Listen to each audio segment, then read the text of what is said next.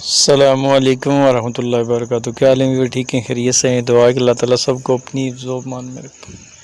تو آج 14 اگست ہے، ماشاءاللہ جی، یہ پاکستان کا پرچم اللہ تعالیٰ اس کو رہتی دنیا تک اسی طرح چمکتا دمکتا رکھے جی۔ ماشاءاللہ کس طرح لہرا رہا ہے یہ وطن۔ ماشاءاللہ ہمارے اسلاف نے بہت ہی قربانیاں دے کے حاصل کیا ہے، تو اللہ تعالیٰ اس کو سلامت رکھے۔ اور یہ جس مقصد کے لیے بنا تھا، آزادی اللہ کی توحید کے لیے، تو ماشاءاللہ اس میں اللہ کی توحید کی آزادی ہونی چاہیے تاکہ عبادت کریں کھل کے، پھر اللہ کا شکر ادا کریں۔